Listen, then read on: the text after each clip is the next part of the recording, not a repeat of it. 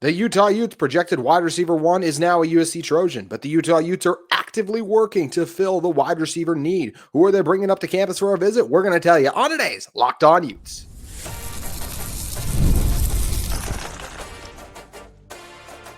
You are Locked On Utes, your daily podcast on the Utah Utes. Part of the Locked On Podcast Network, your team every day.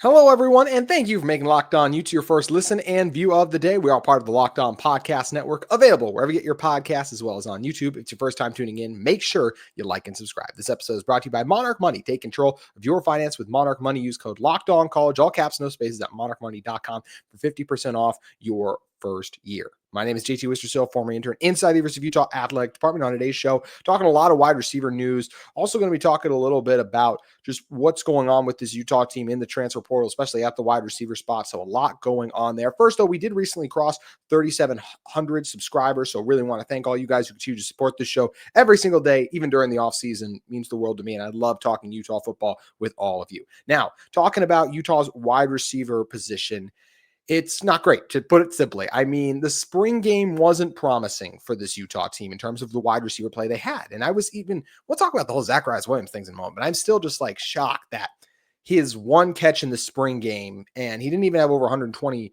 receiving yards last year, was enough to garner the Trojans' attention. At least that's what it seemed like. Maybe he just wasn't happy and wanted to go somewhere else, but just based on how that situation kind of played out, it seemed like, NIL, we know everything works out. We don't know exactly what happened, but look, I didn't see any reports of Williams being unhappy, and it was reported that it was a shocker. So it's, college football 2025. Anyways, wide receiver one gone.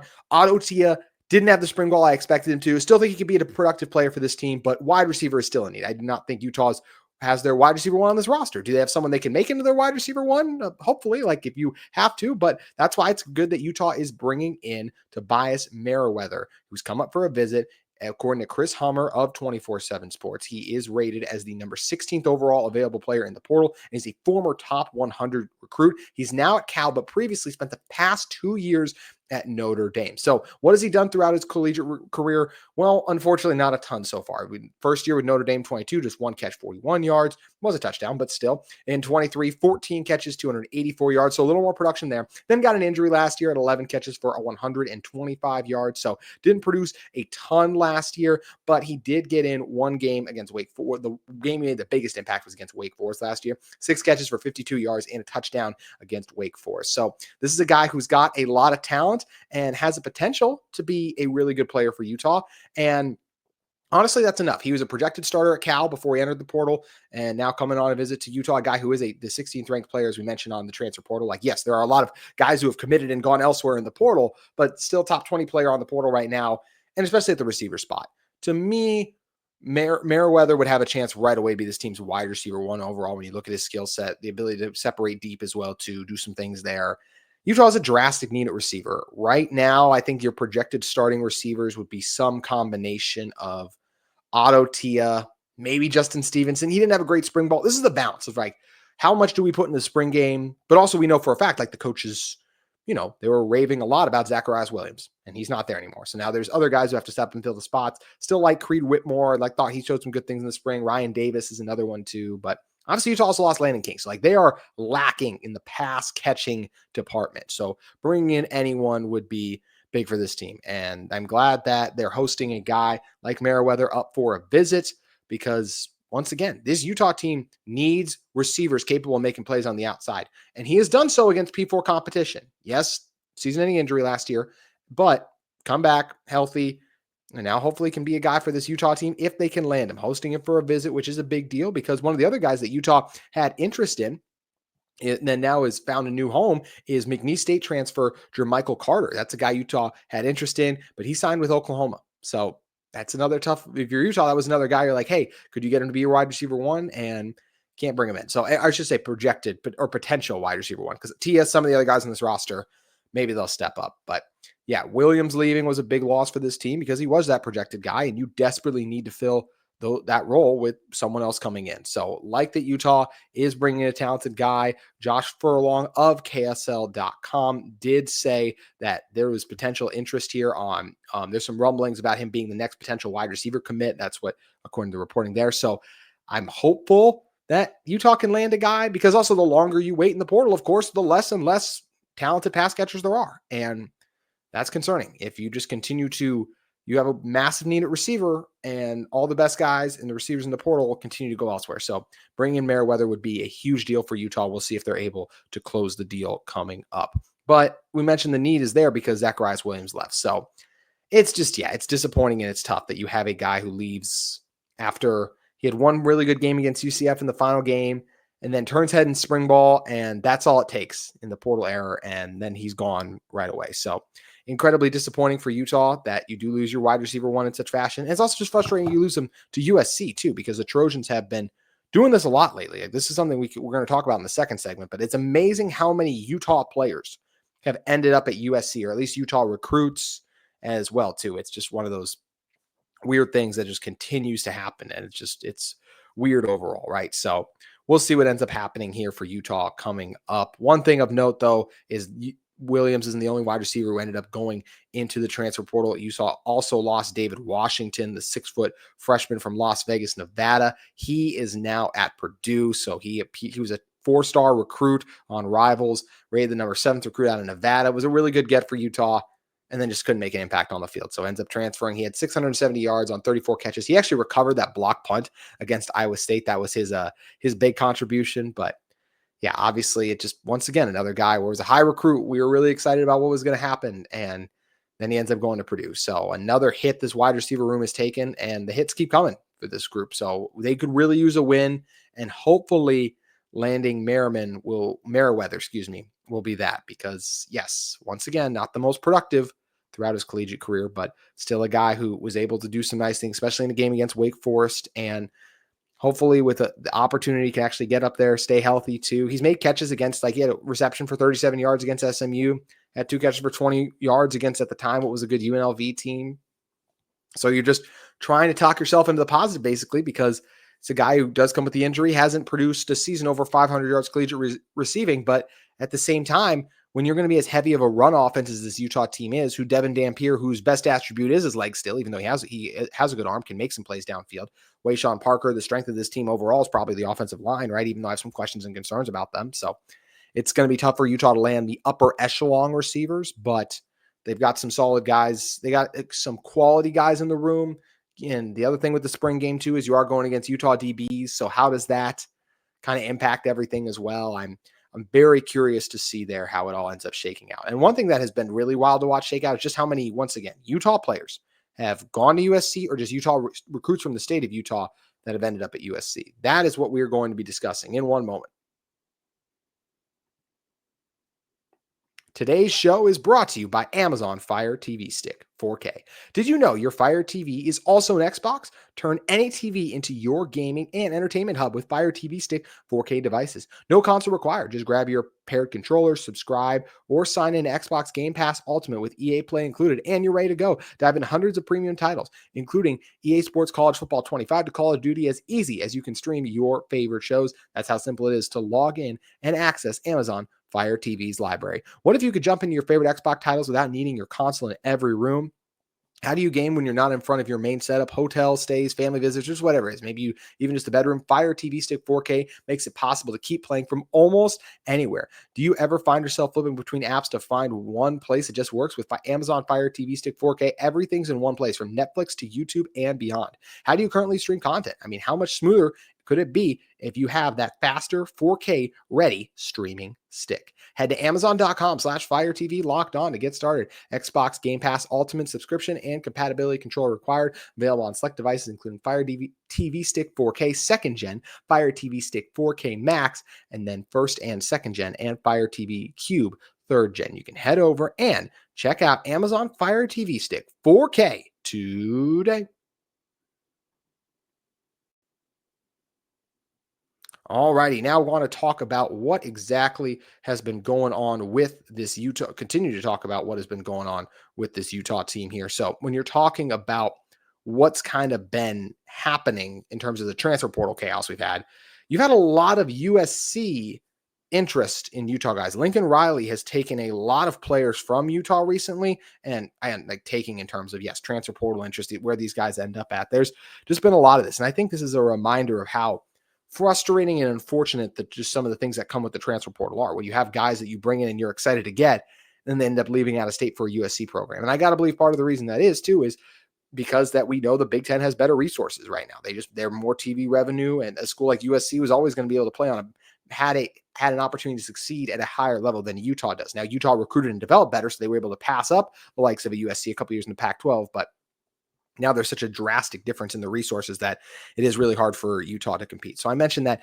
Williams is just the latest Utah player to end up at USC. If you're looking at some of the more recent ones over the years, you have guys like, I shouldn't even just say player, right? There was a Blake Tabarachi from a couple years ago, or it could be Carson's brother, but either way, went to USC. And how about some recruits? Aaron Dunn was a guy who was committed to Utah at one point, and then he ends up flipping in, going to Spanish Fork. 4-star offensive lineman there, was the 20th ranked offensive tackle in last year's class. It was a huge get for Utah at the time, and they can't keep him. You get Jerome Miles too, who's now at A&M, the 5-star receiver, was at one point a silent commit to Utah, then Ole Miss, then entered the portal again, then at Utah, still in its final mix of things, and then ended up going to, saying USC and then A&M. So that's another one that USC is in on the mix in for Utah. And then how about the 2026 class? Talked about it on yesterday's show, how I don't love how BYU's landed the top 3 guys. Well, if we look at the fourth guy, Isan Tafa, that's a guy who's the 11th ranked interior offensive lineman in the country. He's going to Utah? Nope. Going to BYU? Nope, which is positive not to have at the Cougars, but he's going to USC. So USC, I think what's happened is USC has realized what a great place Utah is for high school football talent. This country has been waking up to this. Oregon is a great example. They know how good Utah is, right? Like, they had Penei Sewell. They had Bot Mulitalo before he decommitted as well, right? Like, there's been Brock Harris's final 2 came down to BYU and Oregon, reports were. So all of these guys neck and neck for these, you have these guys when it comes down to some of their final choices. And a lot of times you'll see a Utah school or the likes of an Oregon, and now USC is starting to get on that as well too. So Utah may have left the Pac-12, but a lot of their old Pac-12 frenemies have not forgotten about what a valuable recruiting resource the state of Utah can be. Jackson Powers Johnson, the starting center for the Raiders, another example. He's a guy who was great at Utah and goes to Oregon. How about Jackson Dart, right? Jackson Dart left Utah, the state of Utah, just high school, and goes to USC for a year before he transfers to Ole Miss. So, and what did we just have too with Jackson Dart? A first-round quarterback who's from the state of Utah in the NFL draft. Utah has continued to ascend. When the class of 2026 rankings first dropped, there were 4 Utah players listed in the top 100.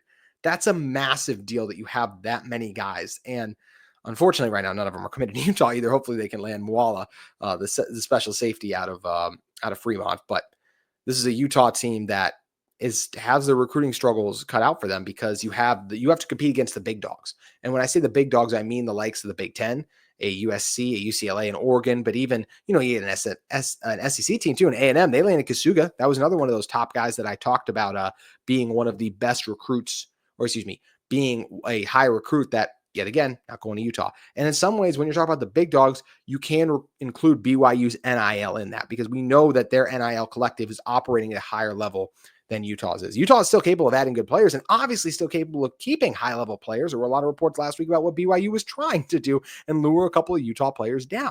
So this does become a situation where, if you're Utah, it's just, I don't think this is going away anytime soon because of the NIL and everything. And it's funny because Utah beat Lincoln Riley and USC so much and got those massive wins against them, the 2 in the 2022 season. And then even 23 beat them for the final time before they left. So think about it back in the day, like a team has beat a team that many times, and yet the other team is now adding talent, even taking talented players, a couple of them off their roster.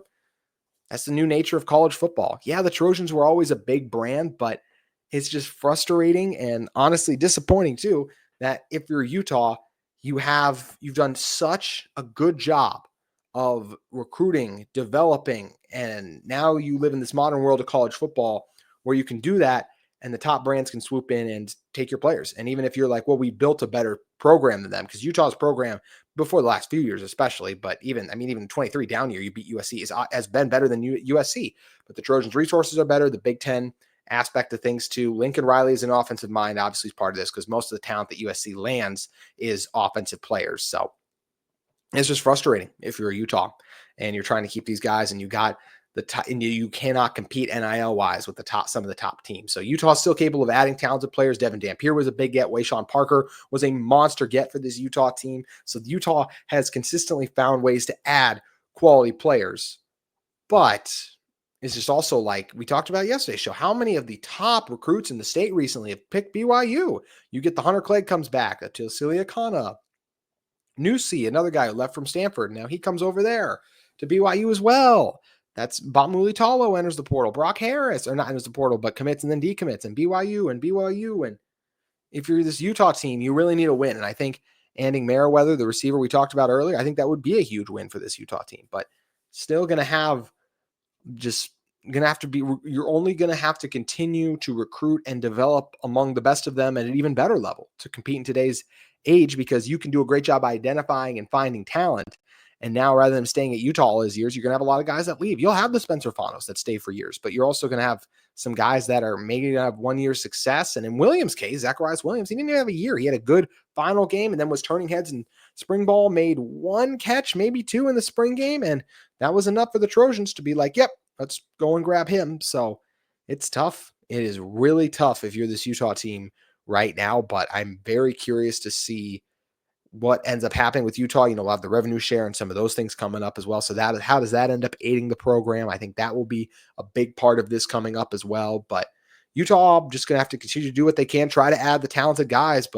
And Utah, the one thing Utah can continue to offer is the likes of a Spencer Fano. Spencer Fano came to Utah. He was a 3-year starter here. That's something those top programs, they can't usually offer that. And that's the encouraging thing for Utah, that USC and Oregon, like, you usually have to sit and develop for a couple of years. Hopefully, if you're Utah, you continue to bring guys in that get to start and play early as talented players, and then maybe have a good year and go, but at least you get that 1 year with them. So it's just the name of the game right now. But yep, USC had gotten beaten enough times by Utah where they realized how talented the state is, and now they are frequently coming into Utah, and a lot of the best players from the state are going to USC. And they are the premier West Coast football brand when they're operating on all cylinders still. I'd say Oregon's the second best in that regard. So that was always going to be the case in that manner as well. But we'll be interesting to see how Utah handles everything recruiting wise. And recruiting and transfer portal stuff can always be crazy, because you have just things where some of those things don't work out in recruiting. And you have talented players that end up going on to have success, or just still being looked at and viewed as they could have success. A player on Utah's roster last year was the number 1 pick overall in the Canadian Football League. You heard that correctly. I'm going to tell you who it is and what I think of it in one moment. But first, today's show is brought to you by our friends at Monarch Money. Ever check your bank account and wonder, where did all my money go?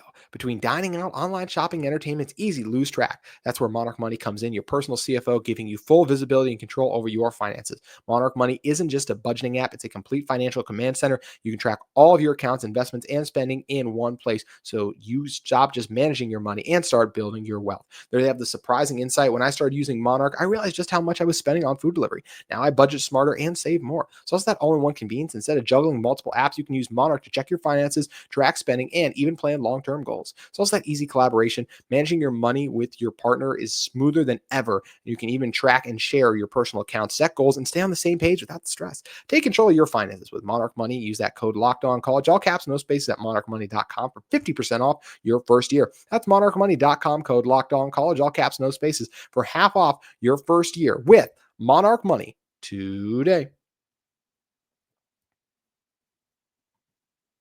I mentioned it before the break we just had. Utah had the number 1 overall pick in the Canadian Football League draft. Yes, I was incredibly shocked when I read that, and incredibly even more shocked when I found out who it was. It was none other than Damian Alford. Damian Alford was the number 1 overall pick in the CFL draft. A guy who probably will go down as one of the more disappointing transfer additions that Utah has made, because this is a Utah team that, when you added Alford at the time, he had over 600 yards the years before at Syracuse. He has 19 yards per catch, and he only threw an interception at Utah. Never caught a pass in a game. The definition of deflating. And I don't know if that's on Alford, some of that's on the coaching staff, however it may be. Either way, it just doesn't work out. And Alford's always been an incredibly talented player, hence why he gets this opportunity in the Canadian Football League. His length and his size was something. He's over 6'4", I believe, and moves really well, a strong deep threat. So good for him, but just tough for Utah to see. Just when you have a guy who's able to go that high, right? The first overall pick, and not the NFL draft, but this is the CFL. And what ends up happening, you don't end up being able to maximize them at all. So that's why I hope Utah hit the drawing board and is able to figure out ways that they can maximize talented players more moving forward. Speaking of talented players that Utah had, Dorian Singer did sign an undrafted free agent deal with the Jacksonville Jaguars. Really fired up for Dorian. I just thought he was going to get drafted. I really did. I thought that when you looked at what he was able to produce with not great quarterback play last year, I thought that was enough. I thought someone would give him a chance, just like they did with with Devon Bailey the year before. I think Bailey has some better traits, and that's why they go with him. But Singer's a guy I think he's going to have a chance in Jacksonville. I really do. The Jaguars do not have the greatest collection of pass catchers. I know that you just drafted Travis Hunter there, but I mean, off the top of my head, I know they cut Christian Kirk. I think they released him. So they had the rookie from last year who was great. Brian Thomas Jr. or I believe something like that. The LSU receiver who was a Jaden Daniels. Like he's really good. So they got some good guys there, but I don't see why Singer can't be a top 5 receiver on this team, or even if he's got to spend 1 year on the practice squad and then the year after that he ends up blowing up. I still think that Singer can be a guy at the next level, and I'm excited that he's gotten his opportunity here. Almost everyone for Utah has gotten an undrafted free agent deal that I've expected now, with the exception of Van Fillinger. I'm still shocked Fillinger hasn't. I know he wasn't the most explosive pass rusher, but a really strong run defender and a guy who could still give you something in the pass rush department with his strength. And then Grant Keithy. Like, I know he's battled injuries, but Keithy's a guy that has been so incredible when he's been on the field that I still feel like Grant Keithy deserves a chance. Hope he gets that soon, but we'll continue to kind of wait and see what happens with Keithy. And once again, hope Fillinger gets a chance. Money Parks is another guy, whether it's in the USFL, Canadian Football League, or if he does get an opportunity. I hope that he's able to turn some heads too, because I feel like he's a talented player that should be able to. So we'll wait and see what ends up happening here. But at the moment, it looks like that Keithy and Fillinger for now don't have a home. Hopefully that changes shortly coming up. That's going to do it for this episode of Locked On Utes. Appreciate you guys as always for making this your first listen of the day. I would love to know from you guys in the comments, especially those of you who made it to the very end. Drop your top 3 projected receiving room right now. Before Merriweather's not committed, so don't count him.